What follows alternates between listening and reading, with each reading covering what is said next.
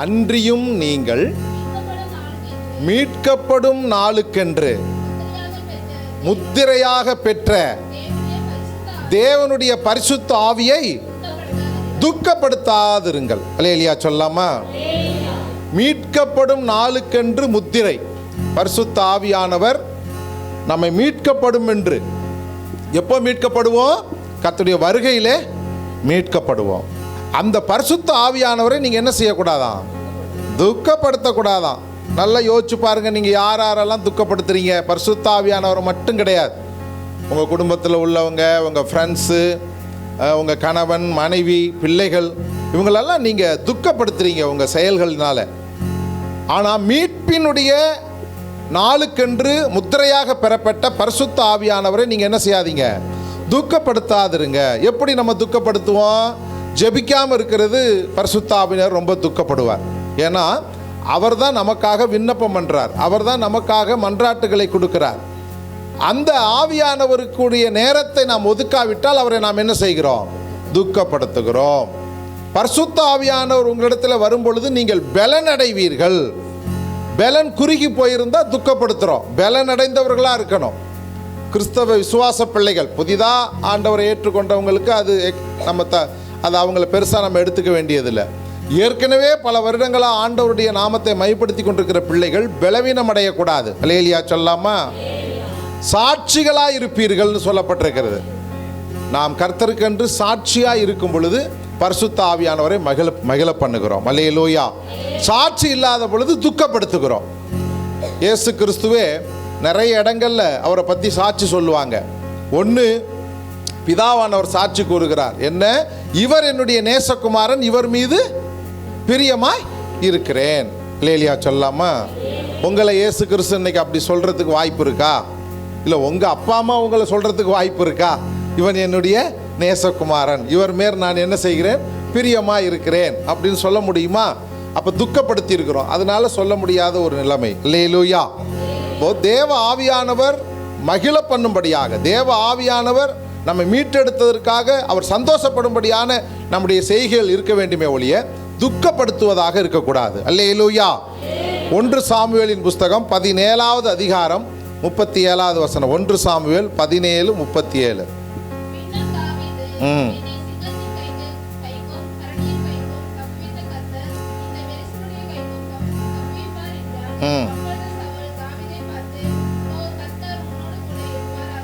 ஆமென். அல்லேலூயா சொல்லாமா? இங்க பாருங்க, ஒரு பெரிய யுத்தம் நடக்கிறது. அந்த யுத்தத்தில் ஒரு கோரிக்கை அல்லது ஒரு அஜெண்டா வைக்கப்படுகிறது. எல்லாரும் சண்டை போட்டு சாகிறத காட்டிலும் ஒத்தைக்கு ஒத்த நான் இந்த பக்கம் வர்றேன், அந்த பக்கம் ஒரு ஆள் வாங்க, ஜெயிச்சுட்டு போயிட்டா நாங்கள் அடிமையாயிடுறோம் அப்படிங்கிற மாதிரி ஒரு ஒப்பந்தம் போடுறாங்க. நீங்கள் ஜெயிச்சா நீங்கள் வின்னர், நான் ஜெயிச்சா நான் வின்னர், நம்ம எல்லாம் அந்த தோற்று போனவர்கள் அடிமையாக்கப்படுவார்கள். இப்படி ஒரு விண்ணப்பத்தை வைத்து தான் அங்கே முன்னாடி போகிறாங்க. அல்லேலூயா சொல்லாமா? யார் போகிறதுன்னு தெரியல. ஒரே குழப்பம், ஒரே பிரச்சனை, ஒரே போராட்டம். ஏன்னா பயங்கரமான கோலியாத்தாக இருக்கான், பயங்கரமான ஆளாக இருக்கான், அவனை ஜெயிக்க முடியாது அப்படின்னு கற்பனை பண்ணிட்டு இருக்கிறாங்க. அந்த நேரத்தில் தான் தாவீது தன்னுடைய சகோதரர்களுக்கு உணவு கொண்டு போகிறதுக்காக யுத்த காலத்துக்கு போகிறான். அங்கே போய் தேவனுடைய நாமத்தை தூசிக்கிற அந்த கோலியாத்தை பார்க்கும் பொழுது இவனுக்கு ரொம்ப கோபம் வருது. அல்லேலூயா சொல்லாமா? பரிசுத்த ஆவியினாலே நிரப்பப்பட்டவன். ஆமென். பரிசுத்த ஆவியானவரை சந்தோஷப்படுத்தக்கூடியவன். இசையினாலே, பாட்டுகளினாலே அவன் சந்தோஷப்படுத்தக்கூடியவன். இங்கே பார்த்தா பயங்கர துக்கம். தேவனை தூசிக்கிறார்கள். ஒருத்தருமே இல்லையா இஸ்ரவேல்ல? இவ்வளவுதான் உங்க வீரமா அப்படின்னு சொல்லி. அப்பதான் தாவீது சொல்றான், நான் போறேன். அல்லேலூயா சொல்லாமா? ஆனால் சவுலுக்கு ஒரு சந்தேகம், சின்ன பையனா இருக்கானே, இவன் எப்படி போய் சண்டை போட்டு அவனை ஜெயிப்பான் அப்படின்னு. ஆனால் கர்த்தருடைய ஆவியானவர் தாவீதுக்குள்ளே இருந்தபடியினாலே அந்த கோலியாத்தை அவன் ஜெயித்தான் என்று பார்க்கிறோம். அல்லேலூயா சொல்லாம். இதுதான் பரிசுத்த ஆவியானவரை சந்தோஷப்படுத்துவது. அவனுடைய சகோதரர்கள்லாம் இருந்தாங்க அங்கே, அவங்களாம் போய் நிற்கல, முன்னணியில் போர் முனையில் நிற்கல, பயந்துக்கிட்டாங்க. ஆனால் ஆவியானவருடைய வல்லமையை பெற்ற நீங்களும் நானும் பலன் அடைவோம். அல்லேலூயா சொல்லாமா? அந்த பலன் தாவீதுக்கு இருந்தது. ஆகவே தான் அவன் ஒரு ஆளாக, சிறிய பையனாக இருந்தாலும் எந்த ஆயுதமும் அவனால் தூக்க முடியல. பெரிய கத்தி கொடுக்குறாங்க, தூக்க முடியல. தலைச்சீரா வைக்கிறாங்க, தூக்க முடியல. இராணுவ உடை அணிகிறாங்க, அதை வெயிட்டு அவனால் தாங்க முடியல. சாதாரண உடையில் வெறும் 5 கல்லை மட்டும் எடுத்து, கவன் கல் எடுத்துக்கிட்டு அந்த சண்டைக்கு போகிறான். அங்கே தேவன் அவனுக்கு வெற்றியை தருகிறார். நீங்கள் நானும் சாதாரணமாக இருந்தால் போதும், பரிசுத்த ஆவியானவரை துக்கப்படுத்தாதபடி, பரிசுத்த ஆவியானவருடைய வழியிலே நடந்து எங்கு செல்ல வேண்டும், என்ன சொல்ல வேண்டும், என்ன செய்ய வேண்டும் என்பதை பரிசுத்த ஆவியானவர் நம்ம கற்றுக் கொடுக்கிறவராக இருக்கிறார். அதை மட்டும் ரிசீவ் பண்ணிக்கிட்டா போதும். அல்லேலூயா.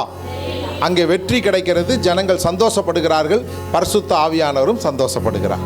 இப்போ பரிசுத்த ஆவியானவரை துக்கப்படுத்தாதபடி தேவ திட்டத்திற்கு இணைந்து தேவ சித்தத்துக்கு நம்ம ஒப்பு கொடுத்து தேவனுடைய அந்த வழிநடத்தின்படி, பரிசுத்த ஆவியானவர் வழிநடத்தின்படி நடந்தால் நமக்கு ஜெயம் உண்டாகும், வெற்றி உண்டாகும், தோல்வி இருக்காது.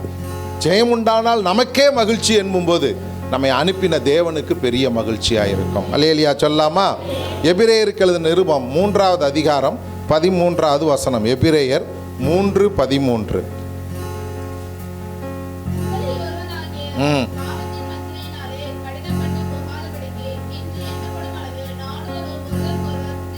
ஆமென். அல்லேலூயா சொல்லாமா? பரிசுத்த ஆவியானவர் இல்லை என்றால் அங்கே பாவம் உருவாகும். அந்த பாவத்தினாலே, வஞ்சனையினாலே கடினப்பட்டு போகாதபடிக்கு பரிசுத்த ஆவியானுடைய துணை கொண்டு நீங்கள் என்ன செய்யணுமா? புத்தி சொல்லணும். அல்லேலூயா சொல்லாமா? நாள்தோறும் புத்தி சொல்லணும்னு போடப்பட்டிருக்கு. நம்ம புத்தி சொன்ன யாராவது கேட்குறாங்களா? கேட்க மாட்டேங்கிறாங்க. இப்படி வேகமாக பைக்கில் போவாத, கேட்க மாட்டேங்கிறாங்க. இந்த காரியத்தை செய்யாத, கேட்க மாட்டேங்கிறாங்க. இந்த சாப்பாடை சாப்பிடாத, கேட்க மாட்டேங்கிறாங்க. அல்லேலூயா சொல்லாமா? எப்படி புத்தி சொல்வது? மனிதனுடைய ஆவியில் போய் புத்தி சொன்னால் கேட்க மாட்டாங்க. ஆனால் பரிசுத்த ஆவியினுடைய நிறைவினாலே, பரிசுத்த ஆவியானுடைய உதவினாலே போய் புத்தி சொல்லும் பொழுது கண்டிப்பாக அவர்கள் கேட்பார்கள். அல்லேலூயா சொல்லாமா? புத்தி சொல்ல வேண்டும். பாவத்தில் இருக்கக்கூடியவர்களுக்கு, சாபத்தில் இருக்கக்கூடியவர்களுக்கு நாம் இந்த பாவத்தை விட்டு வெளியே வா என்று புத்தி சொல்லணும். இன்னைக்கு புத்தி சொல்கிறதுக்கு போல ஓடி போயிடுறாங்க. அல்லேலூயா சொல்லாமா? ஒரு சர்ச்சில் ஒரு பிரச்சனை, ஒரு அம்மா ஒரு பாவம் செய்கிறாங்க. இன்னொரு அதே சர்ச்சுக்கு நீண்ட காலமாக ஆவியில் நிரப்பப்பட்டு அந்நிய பாஷை பேசி நல்லா ஜெபம் பண்ணக்கூடிய ஒரு அம்மா. இந்த அம்மா அந்த பாவத்தில் இருக்கிறவங்களுக்கு புத்தி சொல்லி அவங்கள திருத்தணும் இல்லையா? அதுக்கு போல சபையை விட்டு வேறு சபைக்கு ஓடிட்டா? அல்லேலூயா சொல்லாமா? யாருக்குமே பலன் இல்லையே, யாருக்குமே பிரச்சனை இல்லையே. புதிதாக வர்றவங்க பாவத்தில் இருந்தால் வருவாங்க. எல்லோரும் நம்மளாம் பாவம் செய்யாமையே ஆண்டவரை ஏற்றுக்கொண்டோம். பாவம் செஞ்சு ஏதோ ஒரு பாவம், ஒரு பீடியோ சிகரெட்டோ தண்ணியோ அப்படின்னு நான் சொல்கிறேன். அந்த மாதிரி பாவத்தில் இருக்கிறவங்களுக்கு நம்ம என்ன செய்யணும்? புத்தி சொல்லணும். இல்லையா? அதுக்காக அவங்கள போய் திட்டக்கூடாது. அதனால நீ செய்கிறது தப்புன்னு சொல்லக்கூடாது. அப்புறம் அவங்க மனசு என்ன ஆயிரும்? உடஞ்சி சர்ச்சுக்கு வராமல் போயிடுவாங்க. அப்படி புத்தி சொல்லணுமே ஒழிய, இந்த சபையை விட்டு வேறு சபைக்கு ஓடிட்டோம்னு வச்சுக்க. இப்போ நடராஜ் இப்போ பீடி குடிக்க நான் வேறு சபைக்கு போயிட்டேன்னு வச்சுங்க, அவரும் திருந்த மாட்டார், இவங்களும் திருந்த மாட்டாங்க. அல்லேலூயா சொல்லாமா? புத்தி சொல்ல வேண்டும். புத்தி சொல்ல தெரியலன்னா பைபிளில் நிறைய வசனங்கள் இருக்குது. என்னென்ன புத்தி சொல்லணும், யாராருக்கு எப்படி புத்தி சொல்லணும், யாராருக்கு எப்படி ஆலோசனை கொடுக்கணும், யாராருக்கு என்னென்ன செய்யணும் அப்படிங்கிற ஒரு பெரிய குறிப்புகளே வேதாகமத்தில் இருக்குது. அல்லேலூயா சொல்லாமா? அப்போ புத்தி சொல்ல வேண்டும். புத்தி சொல்கிற கேட்க மாட்டாங்க. கொஞ்சம் நாள் எடுக்கும், கொஞ்சம் டைம் எடுக்கும், கொஞ்சம் கால தாமதம் ஆகும். ஆனாலும் நம்ம என்ன செய்யணும்? அவங்களுக்கு புத்தி சொல்ல வேண்டும். அப்படி புத்தி சொல்கிறது தான் பரிசுத்த ஆவியானவருடைய செயல். அல்லேலூயா சொல்லாமா? கண்டனம் பண்ணக்கூடாது, கடிந்து கொள்ளக்கூடாது, கோபப்படுத்தக்கூடாது, குற்றம் சொல்லக்கூடாது. குற்றம் சொன்னோம்னா அதுக்கு பேர் புத்தி சொல்கிறது இல்லை. குற்றம் செஞ்சுருக்கிறாங்க, அதிலிருந்து வெளியில் வரணும்னா ஏற்ற வகையில் நேரம் எடுத்து, அதற்கான காலம் எடுத்து அவர்களுக்கு நாம் புத்தி சொல்ல வேண்டும். அது பரிசுத்த ஆவியானுடைய ஆலோசனையாய் இருக்கிறது. அல்லேலூயா.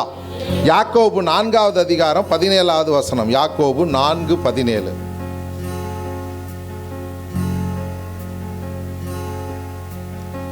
ஆதலால் ஒருவன் நன்மை செய்ய அறிந்தவனாய் இருந்தும் அதை செய்யாமல் போனால் அது அவனுக்கு பாவமாய் இருக்கும். நன்மை செய்கிறது.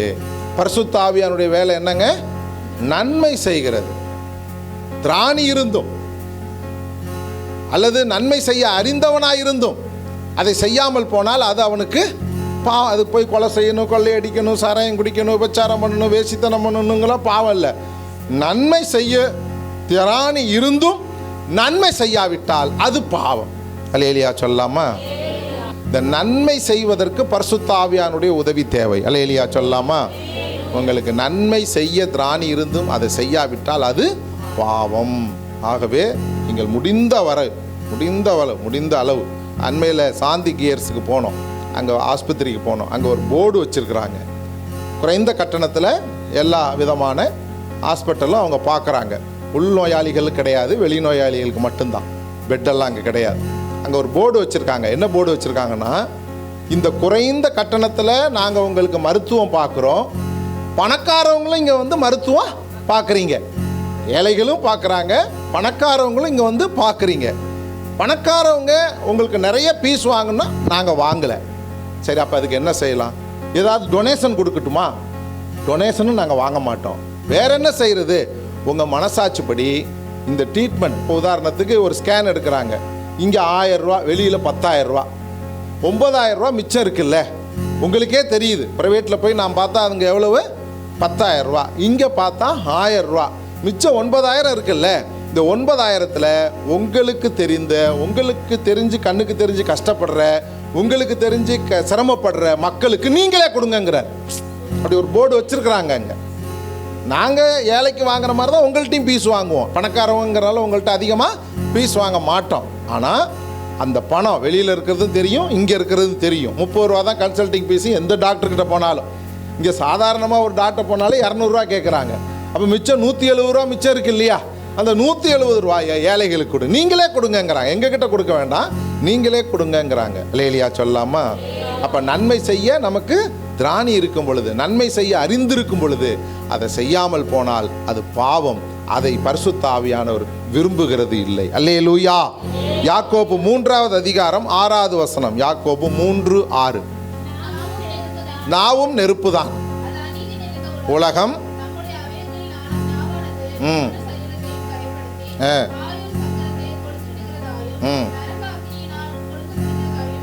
ஆமென். அல்லேலூயா சொல்லாமா? நாவு அப்படின்னு சொல்லப்பட்டு, நாக்கு, நரம்பில்லாத நாக்கு எப்படி வேணாலும் பேசும். அல்லேலூயா சொல்லாமா? இஷ்டத்துக்கு வளைச்சு பேசிக்கும், இஷ்டத்துக்கு அது தன்னுடைய காரியங்களை மேற்கொள்ளும். யாவாராயினும் நாகாக்க காவாக்கல் சோகப்பர் சொல்லிலுக்கு பட்டுணும். இப்படி திருக்குறளில் சொல்கிறேன். யாராக இருந்தாலும் நாக்கை கரெக்டாக பார்த்துக்கிடுங்க.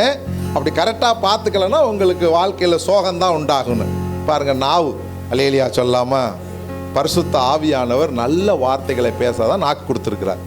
கெட்ட வார்த்தைகளை, சாபம் போடுறத, தேவையில்லாத விஷயங்களை பேச, புரணி பேச, கோல் சொல்ல, வேலையில் இருக்கிறவங்களுக்குலாம் தெரியும். கோல் சொல்கிறதுக்குன்னே ஒரு ஆள் அங்கே இருப்பான். நம்ம இந்த வேணுனாலும் வேண்டாட்டினாலும், அல்லேலூயா சொல்லாமா? நீங்கள் வேலை செஞ்சாலும் கோல் சொல்லுவோம், வேலை இதெல்லாம் நாவுனால வர்றது. அல்லேலூயா. இவங்கள தான் மேனேஜருக்கு ரொம்ப பிடிக்கும்.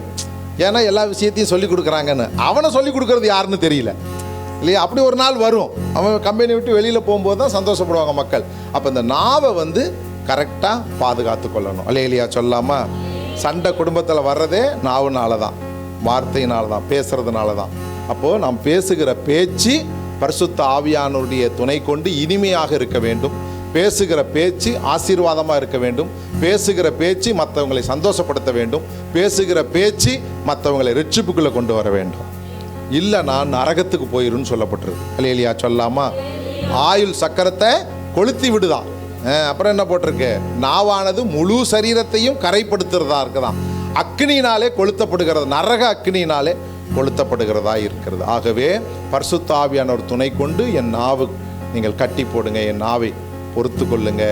ஒரு ஒரு ஒரு இரும்பு கம்பி நாக்கில் என்ன சொல்லுதான்? சூடு போடுதாமா. தீர்க்கதரிசி சொல்கிறார். அது வரைக்கும் ஆண்டவர் நல்லவர், பாவம் அப்படிங்கும்போது சூடு போடுதாமா. ஸோ அப்படியாக தேவனுடைய ஆவியானவர் நமக்குள்ளே இருக்கும் பொழுது, பரிசுத்த ஆவியார் நமக்குள்ளே இருக்கும் பொழுது நல்ல வார்த்தைகளை சொல்லி ஆசீர்வாதமாய் ஜனங்களை நடத்துவோம். ஏசாயா 41:13. எல்லாம் பரிசுத்த ஆவியார் துக்கப்படுத்துறத நம்ம பார்த்துக்கிட்டே வரோம் என்னன்னு. ஏசாயா 41:13.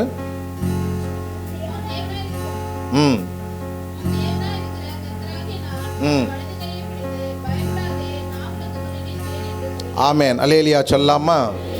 பயப்படாதே. இப்படியெல்லாம் நடந்துருச்சுங்க ஐயா, இப்படியெல்லாம் போராட்டமாக இருக்குயா, என் நாக்கை கட்டுப்படுத்த முடியலையா, நான் ஏதோ ஒன்று பேசி ஏதோ ஒம்பளை மாட்டிக்கிறேன், நானாக வாயை கொடுத்து வாங்கி கட்டிக்கிறேன், இப்படி நிறைய விஷயங்களில் உழண்டு போய் இருக்கிறீங்களா? கர்த்தர் சொல்கிறார், நான் உனக்கு துணை இருக்கிறேன், பயப்படாதே, நான் உன் கரங்களை பிடித்து நான் உன்னை ஆசீர்வதிப்பேன்னு சொல்கிறார். அல்லேலூயா சொல்லாமா? ஆக தேவன் நம்முடைய கரத்தை பிடித்து பயப்படாதே, நான் உனக்கு துணை நிற்கிறார். அந்த தேவ ஆவியானவர் துணை இருந்தால் நாம் பரிசுத்த ஆவியானவருக்குள்ளாக மகிழுவோம். புலம்பல் 5வது அதிகாரம் 21வது வசனம். புலம்பல் 5:21. திருப்பிக் கொள்ளும், அப்பொழுது திரும்புவோம். பூர்வ காலத்தில் இருந்தது போல எங்கள் நாட்களை புதிய வயலாய் ஆக்கும். அல்லேலூயா சொல்லாமா? ஆண்டவர் தான் நம்மளை திருப்பிக்கணும். அப்படி வேண்டுதல் வைக்கணும். நம்ம ஆண்டவரை விட்டு ரொம்ப தூரம் போயிட்டோமா, திரும்பி அவர் நம்மளை கூப்பிட்றதுக்கு சித்தம் உள்ளவராக இருக்கிறார். கெட்ட குமாரன் பணத்தை எல்லாம் சொத்தெல்லாம் எழுதி வாங்கிட்டு பணத்தை எடுத்துகிட்டு போய் ரொம்ப தூரம் போயிட்டான். பாவத்துக்கு மேலே பாவம் செஞ்சுட்டான். கடைசியில் ஒரு நாள் மனம் திரும்பலாம், எங்கள் அப்பா வீட்டுக்கு போனால் நான் நல்லா இருப்பேன் அப்படின்னு சொல்லி. அதான் எங்களை உம்மிடத்திலே திருப்பிக் கொள்ளும். அப்படி ஒரு எண்ணம் வந்தது. போனான், அந்த அப்பா அவனை ஆசீர்வதித்தார்னு வேதத்தில் பார்க்குறோம். அல்லேலூயா சொல்லாமா? கர்த்தாவே எங்களை உம்மிடத்தில் திருப்பிக் கொள்ளும், அப்பொழுது திரும்புவோம்னு சொல்லப்பட்டிருக்கிறது. பூர்வ காலத்தில் இருந்தது போல எங்கள் நாட்களை புதியவும். ரட்சிக்கப்பட்ட புதுசில், ஆண்டோடைய ஆராதனைக்கு வந்த புதுசில் எப்படியெல்லாம் உற்சாகமாக இருந்தீங்க, எப்படியெல்லாம் சந்தோஷமாக இருந்தீங்க, எப்படியெல்லாம் மகிழ்ச்சியாக இருந்தீங்க, எப்படியெல்லாம் 10 பேருக்கு போய் சொன்னீங்க. அல்லேலூயா சொல்லாமா? இந்த நாட்கள் பிரச்சனைகளினாலும் போராட்டங்களினாலும் சோர்ந்து போய் பலவீனப்பட்டு என்ன செய்கிறது என்று தெரியாதபடி முழிச்சுக்கிட்டு இருக்கிறீங்களா? ஆண்டவர் உங்களை திருப்ப போகிறார். அல்லேலூயா சொல்லாமா? புதிய நாட்களை தரப்போகிறார். அந்த நாட்களை போல புதியவைகளாக்கும். புது நாட்களை தரப்போகிறார். புது இருதயத்தை தரப்போகிறார். புதிய நாவை தரப்போகிறார். புதிய நாமத்தை தரப்போகிறார். அல்லேலூயா சொல்லாமா? அதுக்கு பரிசுத்த ஆவியானவரை நாம் துக்கப்படுத்தாதபடி, பரிசுத்த ஆவியானவர் விரும்புகிறபடி, பரிசுத்த ஆவியானவர் நம்மை நடத்துகிறபடி, பரிசுத்த ஆவியானவர் நம்மை பலப்படுத்துகிறபடி நீங்களும் நானும் அதற்கு உட்கொண்டு அதை உட்படுத்தி அவரோடு கூட நீங்களும் நானும் நடக்கும் பொழுது பரிசுத்த ஆவியை துக்கப்படுத்தாதிருப்போம். மகிழ்ச்சியை கர்த்தர் நமக்கு தருவார். பரிசுத்த ஆவியானவர் மகிழ்வார். புதிய காரியங்களை நமக்காக செய்வார். அல்லேலூயா சொல்லாமா? இதோ புதிய காரியத்தை நான் உனக்கு செய்வேன்னு சொன்ன தேவன் இந்த 8 மாதங்களாக ஒருவேளை ஆவியானவருக்கு விரோதமாக அல்லது ஆவியானவருக்கு புறம்பாக அல்லது ஆவியானவருடைய காரியங்களிலே ஈடுபாடு காட்டாமல், ஒருவேளை நம்முடைய உலகத்தின் காரியங்களினாலே, குடும்பத்தின் காரியங்களினாலே, வேலை பளுகளினாலே நாம் ஒருவேளை ஆவியானவரை துக்கப்படுத்தினோம் என்று சொன்னால், எங்களை திருப்பிக் கொள்ளுங்க ஆண்டவரே, நாங்கள் திரும்புவோன்னு சொல்லி நாம் புதிய காரியங்களை பெற்றுக்கொள்வோம். வரக்கூடிய 9வது மாதத்திலே கர்த்தர் அற்புதங்களும் அதிசயங்களும் நமக்கு செய்வார். பரிசுத்த ஆவியானவர் துணை கொண்டு நாம் இந்த உலகத்தினுடைய பாவங்களை வென்று ஆண்டவருடைய பிள்ளையாக ஜீவிப்பதற்கு கர்த்தர் நமக்கு உதவி செய்வார். இத்தனை நாட்களாய் இருந்த பிரச்சனைகளுக்கெல்லாம் ஒரு தீர்வை கொடுக்கும்படியாக வரக்கூடிய புதிய மாதம் 9வது மாதம் உங்களுக்கு ஒரு ஆசீர்வாதத்தை தரும். பரிசுத்த ஆவியானவருக்கு நம்மை ஒப்பு கொடுப்போம். ஜெபம் பண்ணுவோம்.